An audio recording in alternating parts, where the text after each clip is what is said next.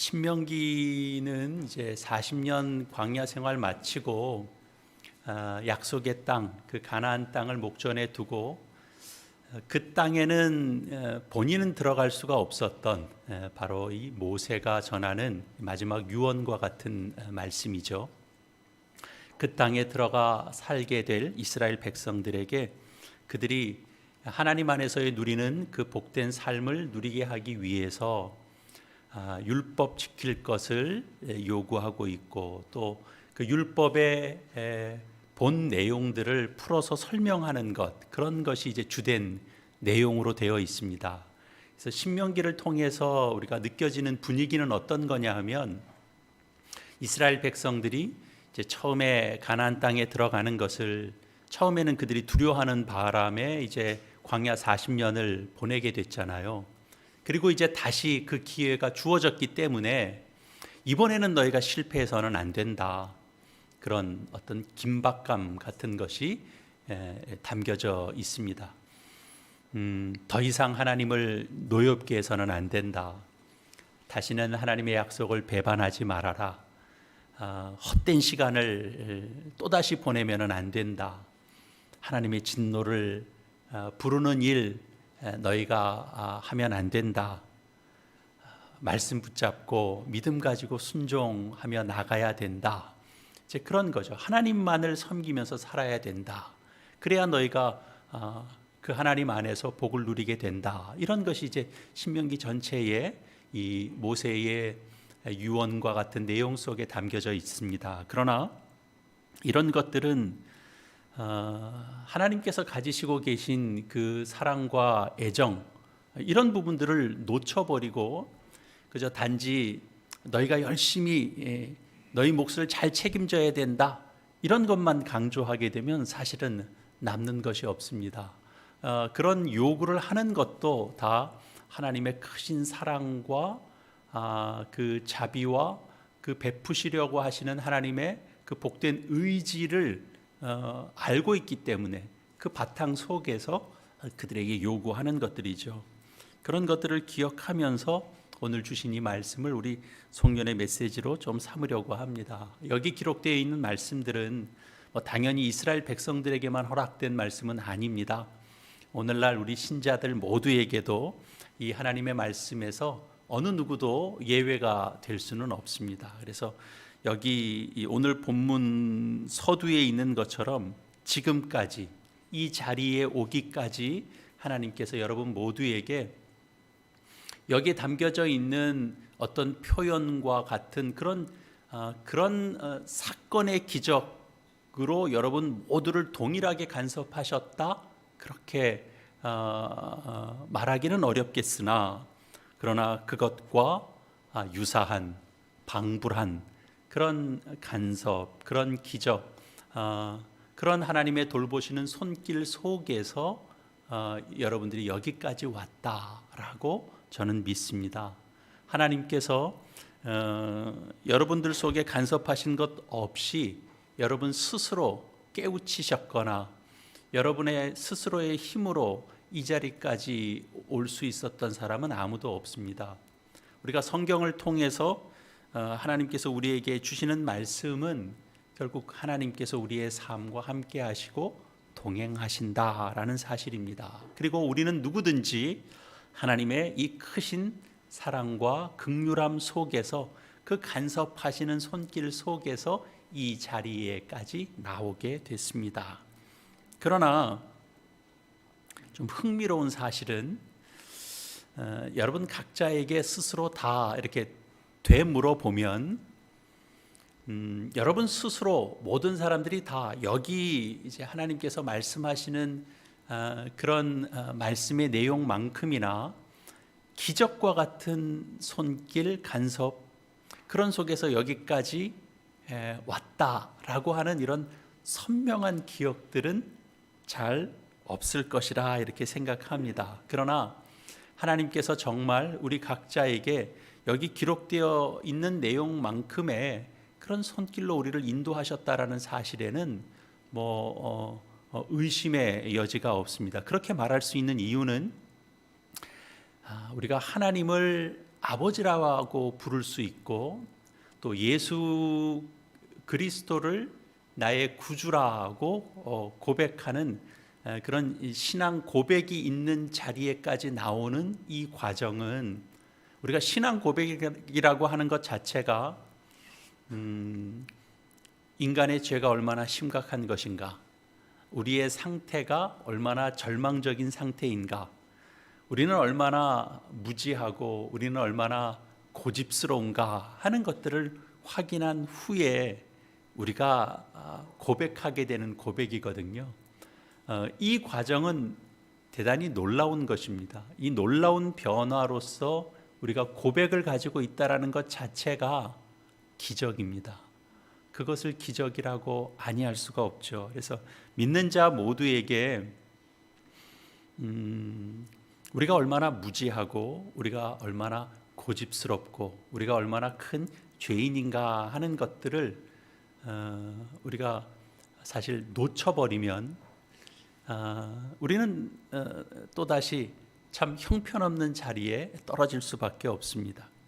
그런데 이제 우리가 신자로 사는 일이 어느새 익숙해져 있기 때문에 죄인이다라고 하는 것은 때때로는 예수님을 처음 믿게 되는 그런 순간, 하나님을 알게 되는 순간, 그래서 그때 좀 하나님의 크신 은혜가 느껴졌던 그 순간, 그때는 내가 죄인이다라고 하는 고백들을 선명하게 갖고 고백하게 되지만, 그러나 이제 그 과정들을 이렇게 지나오게 되고 나면 우리는 좀 밋밋한 인생을 살 수도 있습니다.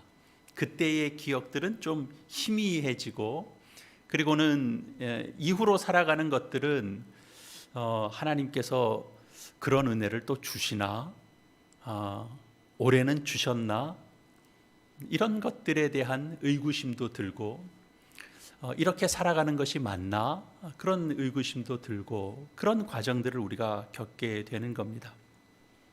사실 우리가 생각해 보면 우리가 바로 앞일을 잘 알지 못하는 것처럼 우리가 지나온 삶에 대해서 우리가 정말 큰 숲을 보듯이, 요즘은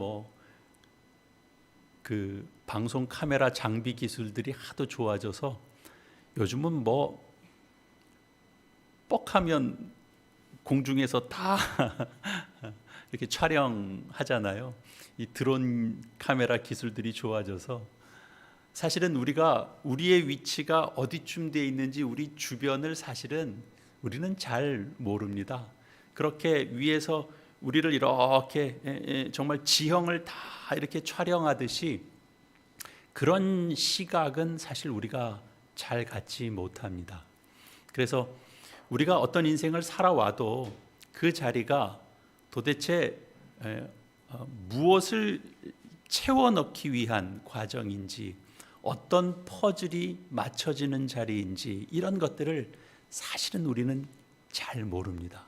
우리 주변부에 우리가 살아온 인생이 결국은 어떤 모양을 만들어 가고 있는 것인지를 우리가 객관적으로 나와서 우리의 인생을 다 들여다보는 데는 우리의 실력이 미치지 못합니다. 그래서 우리는 우연처럼 보이는데 참 그게 기가 막힌 복된 길이었고, 이런 정도의 고백만 갖는 거죠. 우연히 이 길로 가게 됐더니 또 이런 복을 만났고, 우연히 또 누구를 만났다가 또 감사의 일들을 겪게 됐고, 이런 정도로만 이해할 수 있습니다. 그러나 우연이라는 말로만 설명될 수 있는 그런 일들은 분명히 아니죠. 하나님께서 간섭하셔야만 올 수 있는 그런 인생의 자리로 우리가 인도함을 받는 겁니다. 하나님께서 간섭하셔야만 된다라는 것, 그것은 인간의 노력이나 인간의 지식으로 만들어낼 수 있는 것이 아니다라는 것을 너무나 분명하게 알기 때문에, 그래서 언제나 기적입니다. 우리가 신명기 말씀 한번 봤는데요, 고린도전서에 있는 말씀을 좀 한번 찾아서 보시겠습니다. 고린도전서 10장 말씀입니다.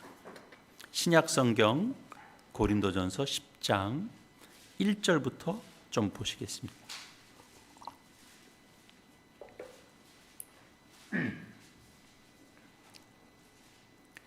고린도전서 10장 1절 이하의 말씀입니다. 형제들아, 나는 너희가 알지 못하기를 원하지 아니하노니 우리 조상들이 다 구름 아래에 있고 바다 가운데 지나며 모세에게 속하여 다 구름과 바다에서 세례를 받고 다 같은 신령한 음식을 먹으며 다 같은 신령한 음료를 마셨으니 이는 그들을 따르는 신령한 반석으로부터 마셨음에 그 반석은 곧 그리스도시라. 그러나 그들의 다수를 하나님이 기뻐하지 아니하셨으므로 그들이 광야에서 멸망을 받았느니라. 이러한 일은 우리의 본보기가 되어 우리로 하여금 그들이 악을 즐겨한 것 같이 즐겨하는 자가 되지 않게 하려 함이니 그들 가운데 어떤 사람들과 같이 너희는 우상 숭배하는 자가 되지 말라. 기록된 바 백성이 앉아서 먹고 마시며 일어나서 뛰논다 함과 같으니라. 그들 중에 어떤 사람이 음행하다가 하루에 2만 3천 명이 죽었나니 우리는 그들과 같이 음행하지 말자. 그들 가운데 어떤 사람들이 주를 시험하다가 뱀에게 멸망하였나니 우리는 그들과 같이 시험하지 말자. 그들 가운데 어떤 사람이 원망하다가 멸망시키는 자에게 멸망하였나니 너희는 그들과 같이 원망하지 말라. 그들에게 일어난 이런 일은 본보기가 되고 또한 말세를 만난 우리를 깨우치기 위하여 기록되었느니라. 그런즉 선줄로 생각하는 자는 넘어질까 조심하라. 사람이 감당할 시험밖에 너희가 당한 것이 없나니 오직 하나님은 미쁘사 너희가 감당하지 못할 시험 당함을 허락하지 아니하시고 시험 당할 즈음에 또한 피할 길을 내사 너희로 능히 감당하게 하시느니라. 아멘. 이 대목 중에 우리는 보통 시험 당할 때에 감당할 수 있도록 또 하나님께서 길을 내시고 도우신다. 이제 이런 결론 말씀에 우리가 많은 비중을 두고 이 말씀을 좀 요절 삼아서 기억하곤 합니다. 그런데 사실은 이 1절에서부터 이 13절 전체 말씀은 출애굽 과정 속에 매우 중요했던 이 광야 과정 속에 있었던 사건들이 이 속에 함께 담겨져 있습니다. 광야에서 이스라엘에게 있었던 역사적 사건을 가지고 당시에 믿는 자들에게 교훈한 겁니다. 우리에게도 교훈하고자 하는 것이 그 목적입니다. 11절에 있는 말씀 그대로입니다. 그들에게 일어난 이런 일은 본보기가 되고 또한 말세를 만난 우리를 깨우치기 위하여 기록되었다라는 내용입니다. 이 모든 것들은 우리를 위한 기록입니다. 우리를 깨우치기 위한 기록입니다. 여기 적힌 기록에서 조심해야 되는 건 이런 건데요. 광야에서 많은 사람들이 죽어갔습니다. 모세가 율법을 받으러 시내산에 올라가서 하나님과 40주야를 잇는 동안에 산 아래에서는 금송아지를 만들고 춤추고 뛰놀고 그러는 가운데 하나님의 진노 속에서 그들은 죽어갔습니다. 다른 족속과 정원하지 말라 하셨는데 다른 족속과 관계를 가지고 또 이방 문화와 또 하나님을 모르는 이방 종교에 혼합되는 일들을 그들이 벌이는 바람에 하루에 2만 3천 명이 죽는 일들을 그들이 겪었습니다. 하나님을 원망하다가 불뱀에 물려 죽는 일들이 있었습니다. 이런 사건들은 다 이런 의미를 가지는 거죠. 금송아지를 만들다가 진노 가운데 죽은 사람들, 그런 사람들은 생각해 보면 어떤 일 가운데 그들이 죽은 것인가 생각해 보면 홍해를 건너는 일을 그들이 놀랍게 겪고 나서 그 사건을 겪은 겁니다. 그러면 생각해 보면 홍해는 뭐하러 건너게 하셨지? 이런 생각이 들기도 합니다. 홍해를 건너야 할 만큼 하나님께서 그들을 사랑하시고 능력 가운데 간섭하셨는데 왜 금송아지를 만들고 죽을 일을 또 그들이 겪는가? 그건 왜 허용하시는가? 이런 궁금증이 듭니다. 그리고 또 그 다음 사건도 또 이어져요. 음행하다가 또 죽습니다. 이런 사람들은 홍해의 큰 은혜도 겪고 금송아지 숭배할 때 거기 그 무리에 속하지 않은 사람들, 거기서 정죄받지 않았던 사람들입니다. 그 홍해 과정에서도 함께 하셨고 금송아지를 섬기는 사건 속에 그 진노함 가운데서도 지켜주셨는데 행음하는 일들을 통해서 그들이 또 죽습니다.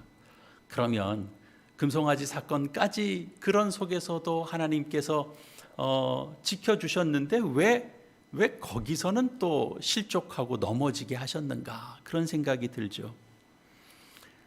거기서도 또 잘 넘어간 사람들이 이번에는 또 다른 일로 넘어집니다. 홍해도 은혜 가운데 건너고 금송아지 사건 속에서도 실족하지 않고 행음하는 일들 속에서도 그들이 믿음을 지켰다가 이번에는 하나님께 대드는 일로 그들이 죽습니다. 이런 사건들이 하나님께서 우리에게 말씀하시고자 하는 내용들은 뭐냐 하면 우리는 이런 내용들을 사실은 거꾸로 뒤집어 이해해야 사실은 맞습니다. 홍해에서 꺼내 주셨는데 왜 여기서 죽이시고 시내산에서 살려놓고는 왜 여기서 죽입니까? 이것이 아니고 하나의 사건 다음에 또 하나님께서 우리에게 요구하시는 것은 계속해서 너희는 이 일 가운데서 너희의 믿음을 지키고 그리고 그 다음에 너희가 시험받을 일에서도 너희는 믿음을 지켜내야 되고 그리고 그 일들을 겪고 나면 그 다음에 너희들이 겪어야 되는 그런 시험 속에서도 너희는 믿음을 강건하게 하여 너희의 믿음을 지켜내어야 된다라는 것입니다. 홍해를 건너게 했으니까 그 다음에는 단순히 모든 일들은 다 앞으로 내가 다 알아서 할 것이고 너희가 책임질 일은 하나도 없고 그런 것이 아닙니다. 우리에게 있어서 신앙은 사실은 또 다른 신앙의 문제를 또 만나게 되고 또 다른 영역에서의 신앙의 문제를 또 만나게 되는 겁니다. 홍해를 건넜느냐, 금송아지 사건을 보았느냐, 너희가 광야에서 먹을 것이 없을 때 너희가 만나를 먹었느냐, 무슨 일들을 겪든지 간에 그것은 하나님께서 모든 매 사건들 속에서 우리의 유일하신 하나님이 되시고 우리의 인생을 책임지시는 그분이 바로 유일하신 하나님이시다라는 것들을 깨닫게 하고 그것을 바탕으로 해서 우리가 또 만나게 되는 삶의 자리에서 신앙으로 이겨내고 또 결심하고 내 마음을 다지고 이런 것들로 우리가 함께 나아가야 되는 것이지 한 번의 기적으로 나머지 것들이 다 해결되는 그런 식의 기적의 삶은 없다라는 겁니다.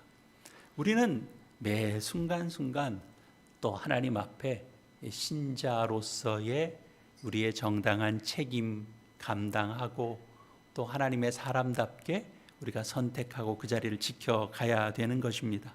하나님께서 우리에게 요구하시는 것은 하나님께서 우리를 사랑하셨던 것처럼 우리에게 은혜를 베푸시고 또 우리를 항복시키시고 또 우리를 설득시켜서 그 은혜를 경험한 사람으로 하나님 편에 서고 하나님의 말씀을 순종하는 자로 서고 하나님 편에 서는 것을 원하는 것이지 내가 해야 될 것을 제 하나님께 그저 다 맡겨버리고 그저 나는 기도하면 그냥 하나님께서 뭐든지 다 해주시고 그런 방식으로 우리에게 요구하는 것이 아닌 거죠. 그래서 고린도서 10장 2에서부터 광야에서 겪었던 이런 모든 사건들을 나열하는 그런 이유들은 바로 여기에 있는 겁니다. 우리를 교훈하고 깨우치시기 위함입니다. 앞에서 봤던 신명기 4장 내용도 결국은 모세가 가나안 입국을 앞두고 이스라엘 백성들에게 줬던 유언이죠. 이런저런 경험들을 우리가 다 했다. 그러니까 이제 하나님께서 주신 땅에 들어가거든 우리가 이런저런 경험들을 많이 하면서 40년간 우리가 지내오지 않았느냐. 그러니 여태껏 우리가 겪었던 것들을 거울 삼아서 하나님 거역하지 말고 하나님 주신 말씀대로 그 땅에서 하나님의 복을 누려야 된다. 그런 이제 내용을 담고 있는 것입니다. 단지 하나님 거역하면 벌 받는다. 죄 지으면 멸망한다. 그 정도의 내용이 아닙니다. 금년에 하나님께서 이렇게 간섭해 오셨으니까 또 이후에 우리가 겪게 되는 삶 속에서 우리는 이 한 해 동안 또 얼마나 경험적인 것들을 쌓아갔는가. 그리고 그 경험 속에서 내가 이제 앞으로 또 하나님 앞에 성실하게 나아가야 될 것은 무엇인가 라는 것들을 우리가 또 배우고 알아서 또 기도하고 그 일을 위해서 몸부림치고, 그래서 어떤 유혹이 또 동일한 유혹이 오던 또 다른 모양의 유혹이 오던 신앙으로 내가 어떻게 그것들을 좀 견뎌낼 만한 또 근육을 키웠는가, 또 선택할 수 있는 또 힘을 키웠는가, 그런 부분들을 또 확인하고, 그것이 안 되면 또 하나님 앞에 애통해하고, 내가 가슴 찢는 일들이 있었고 내가 변화를 위해서 내가 얼마나 부단한 노력들을 해왔는가 하는 것들을 또 확인하고 또 한 해를 또 우리가 준비해야 되는 겁니다. 내가 좀 넉넉히 있었더니 하나님께서 기적까지 나타나 주셔서 그냥 정신 차리게 해주셨다. 또 내가 조금 손 놓고 있었더니 또 하나님이 이런 방식으로 나를 정신 차리게 해주셨다 라는 정도만 가지고 있어서는 안 되는 거죠. 우리가 하나님이 이렇게 깨우쳐 주셨다라는 정도의 간증만 갖고 그것을 나열할 것이 아니라 우리가 우리 스스로를 또 새롭게 어떤 싸움들을 우리가 싸워가는가 하는 것들에 대한 그런 간증들이 또 우리 안에 채워져 있어야 할 것입니다. 그래서 듣고 깨우치고 그리고 결심하고 안 것만큼 또 내가 어느 만큼 또 내가 신앙으로 자라가고 있는가, 그런 간증들이 여러분의 인생 속에 또 세워지고 쌓여지고 또 채워져 가는 그런 인생을 살아가시기를 이 말씀으로 또 축원합니다. 그것이 우리가 단지 말로만이 아니고 변화되는 모습들은 사실은 우리에게 각자 다 예민한 영역들이 다 있습니다. 여러분들이 어디서 특별히 내가 참 그런 부분들이 부족한 것 같아요 라고 말하는 부분들 있거든요. 대부분 그 특별한 부분에서 여러분들이 누구보다 평균보다 더 예민한 겁니다. 더 민감한 겁니다. 더 경건한 겁니다. 그러니까 여러분들이 여러분 스스로를 자책할 때 그 자책은 사실은 다른 사람들보다 여러분들이 훨씬 더 민감해서 보여지는 겁니다. 그러니 그 자책이 여러분들을 한없이 이렇게 허물어뜨리는 자리로 나가지 마시고 여러분들에게 특별히 하나님께서 더 민감한 그런 위치, 자리, 또 그걸 볼 줄 아는 시선, 그리고 자신을 살필 줄 아는 것, 그리고 본인이 정말 잘하고 싶어 하는 것, 그런 부분에서 하나님께서 더 만들어 가시는 겁니다. 그러니 가끔 가다가 우리 여러분들 이렇게 만나고 가깝게 교제하고 할 때 저는 이런 부분들이 참 부족해서 큰일이에요 라고 말할 땐 저는 그냥 스스로 그렇게 생각해요. 그 부분만큼 정말 소원을 가지고 있고 평균 이상으로 잘하고 있습니다 바로 여러분 그렇게 생각하셔야 되는 겁니다. 그래서 형제들아, 나는 아직 내가 잡은 줄로 여기지 아니하노라 라고 나가고 있는 사도 바울의 고백들은 내가 아직 잡은 줄로 여기지 아니하고 하나님께서 부르신 그 상급, 그 표대를 향하여 여전히 나아가고 있는 사도 바울의 모습을 보는 것이거든요. 우리가 그래서 한 과정 사실 다 거쳐야 됩니다. 가나안을 들어가려면 홍해는 반드시 건너야 되죠. 홍해를 건너야 가나안으로 갑니다. 또 시내산을 거쳐야 됩니다. 율법이 주어지고 그 속에서 하나님의 뜻이 이렇게 확인되어지는 과정들을 우리가 겪어야 되죠. 물론 율법만 주어지면 다 해결이 되나요? 우리가 성경만 가지면 다 해결되나요? 이 성경과 주님이 주신 말씀과 내 삶이 서로 씨름하는 그런 과정들이 우리에게는 반드시 필요합니다. 목표는 가나안에 들어가는 겁니다. 우리는 이스라엘에게 있어서 가나안은 보여지는 땅이기도 하고 그 속에서 그들이 누려야 되는 복이기도 합니다. 우리에게도 가나안을 하나님께서 가나안을 주시고 있습니다. 우리가 가나안에 다 들어가야 되는 자들입니다. 하나님께서 약속하신 땅에 우리는 다 들어가야 할 자들입니다. 우리가 그 일들을 위하여 오늘도 우리에게 주어진 이 한 날 한 날을 우리는 살아내야 되는 거죠. 구원의 감격이 있습니까? 그러면 홍해를 건너온 셈이죠. 애굽에서 나온 셈입니다. 그러나 그걸로 안 됩니다. 광야길을 걷다 보면 우리의 모난 것들이 다 쏟아져 나옵니다.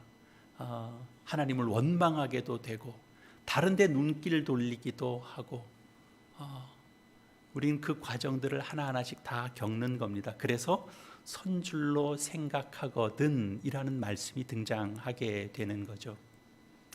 우리에게 주어졌던 이 한 해 동안 저는 작은 나 크신 하나님 이런 표를 여러분에게 나누면서 나는 연약한데 하나님은 크시다, 단순히 그런 차원이 아니고 내가 가진 것, 또 내가 내놓는 것, 내가 품은 것, 이런 것들 다 작은 것에 불과하지만 하나님은 나보다 크시다, 내 생각보다 크시다, 내가 가진 내 꿈보다 크시다, 나는 그 앞에 작은 존재이다. 이런 부분들을 우리가 함께 나눴습니다. 그런데 나는 작은데 하나님은 크시기 때문에 내가 연약한 부분들 그 이상으로 하나님은 우리를 복되게 하시고 이롭게 하시고 복된 길로 인도하신다라는 사실을 우리는 어디서 확인하느냐? 우리는 예배를 통해서 확인한다 그랬습니다. 우리가 하나님과 예배하는 시간을 우리가 벗어나서는 우리의 우리됨, 하나님의 하나님 되심을 우리는 확인할 수 있는 자리를 우리는 놓치게 되는 겁니다. 그 싸움을 우리는 이 한 해 동안 감당해 왔습니다. 우리가 부족한 것 때문에 절망하지 않고 나는 부족하지만 크신 하나님을 더 의지하게 됐다면 여러분이 지금 처해 있는 어떤 형편에 있든지 여러분은 이 한 해를 잘 살아오신 겁니다. 이제 또 한 해를 또 하나님 앞에 감사하고 또 새 한 해를 맞이하면서 이제 또 우리에겐 어떤 싸움이 주어질까? 단순히 괴롭고 힘든 싸움이 아니고 하나님은 힘들어도 은혜를 주시거든요. 여러분들도 다 겪은 일이기 때문에 저도 감히 말합니다만 저도 그 수술대 위에 여러 번 누워 봤기 때문에 이렇게 병상에 있으면 그곳에서만 느낄 수 있는 하나님과의 특별한 교제가 있어요. 그러니까 아플 때 하나님께 누리게 되는, 하나님과의 관계 속에서 누리게 되는 은혜가 있다는 걸 제가 참 많이 알거든요. 그래서 어렵고 힘든 때를 겪을 때 하나님의 은혜는 더 크다. 그리고 그 과정에서 우리를 회복시키는 것도 하나님만이 하시고 우리는 하나님 안에서 회복될 수 있는 존재다. 그것이 육적인 것이 됐던 영적인 것이 됐던 하나님은 우리를 회복시키신다라는 믿음 가지시고 한 해를 감사하시고 새 한 해를 맞이하시는 저 여러분 다 되시기를 이 말씀으로 축원합니다. 기도하시겠습니다. 하나님 아버지, 은혜를 감사합니다. 2024년도 주의 은혜 가운데 살게 하심을 감사합니다. 저희는 신앙이라는 이름으로 하나님 앞에 참 많은 것 구했습니다. 그 간구 속에 참 기적을 보여달라고 하는 그런 기도도 참 많았습니다.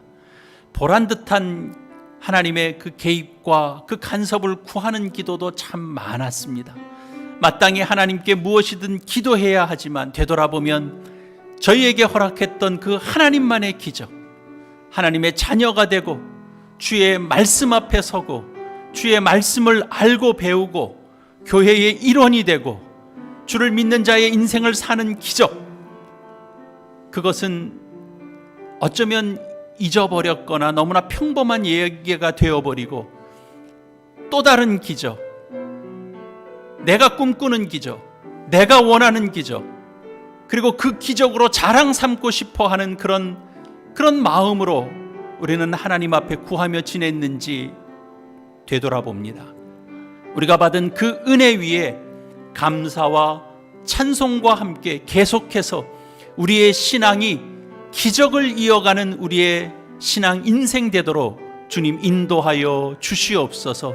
주의 말씀을 따라 살아내려고 하는 우리의 몸부림이 있게 해주시고 또 하나의 관문을 넘어 주님의 그 장성한 믿음의 분량에까지 한 걸음 한 걸음 더 자라나는 그런 은혜의 복을 누리게 하여 주시옵소서. 이 자리에까지 서게 해주셨사오니 이 자리에서 되돌아보지 말게 해주시고 앞으로 더 나아가야 할 바를 바라보며 걸어가는 주님의 사랑받는 자녀들 되게 하여 주시옵소서. 감사를 드리옵고 예수님의 이름으로 기도합니다. 아멘.